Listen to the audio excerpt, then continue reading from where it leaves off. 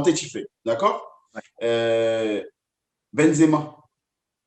J'aimerais bien avoir ton avis. Tu connais bien le coach. Ah, mais moi, j'ai fait Benzema, tu partie. l'aimes bien? Oui, il faut savoir que je ne sais pas si les gens s'en rappellent. J'ai fait partie des rares mecs qui a osé, si tu veux, à un moment donné où les gens n'osaient plus en parler, de la Ouais. polémique Benzema.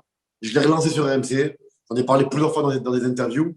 Et je disais, je connais Deschamps, que j'adore. Je connais Karim, que j'adore aussi. On s'adore. Et je disais, je ne veux pas faire partie de cette génération muette dans 10, 15 ans, 20 ans, parce que c'est historique ce qui s'est passé avec Karim Benzema, tu vois. Ouais. Ouais. Alors, je me suis dit, il faut que je me mouille, même si les gens ne vont pas être contents, même si ça déplaît à certaines personnes, il faut que j'en parle, il faut qu'on en parle. Et j'avais demandé, il y a 6 mois, 6, 8 mois, j'avais demandé à ce que Karim fasse un pas vers le sélectionneur. J'avais dit, écoute, Karim, par les médias, j'avais dit, voilà, j'aimerais vraiment que Karim fasse un pas vers le sélectionneur, qu'il s'adapte.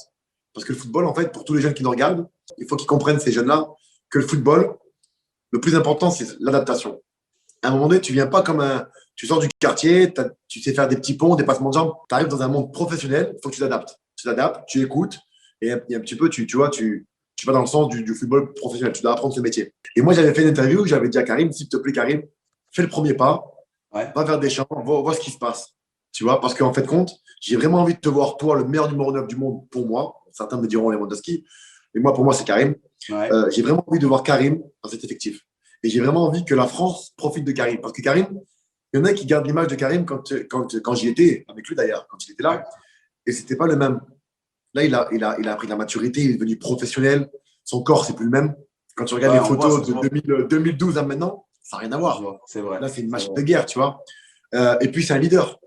C'est un leader, c'est-à-dire qu'il ne parle pas beaucoup, il est réservé, mais quand il parle dans un vestiaire, il est entendu. Puis, il est drivé par un mec qui s'appelle Zinedine Zidane. Donc, l'expérience, on en a besoin Ouais. de Karim aujourd'hui, tu vois. Donc, c'est pour ça que je n'ai pas voulu faire partie de ces gens qui ne parlent pas et qui ne se mouillent pas. Et moi, j'ai pris le risque. Et je me suis fait insulter par des gens qui me disaient, qu'est-ce que tu veux, vous êtes des racailles, t'es une racaille. Je dis, moi, je ne suis pas une racaille. Je dis, moi, j'ai toujours respecté le maillot d'équipe de France. Je chantais l'hymne national parce que j'aime mon pays.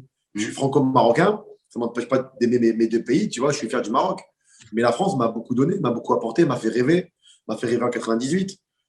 Et moi, quand je suis à l'étranger ou quand je suis avec des gens, j'aime sourire et partager tout ça parce que j'estime que les Français, ben, j'aimerais qu'ils soient fiers de moi, tu vois. Donc quand on me dit racaille, vous êtes des racailles, machin, ben, ça m'a touché.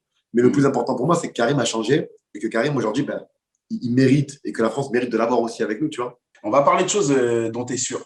On va parler de choses dont tu es à l'origine, choses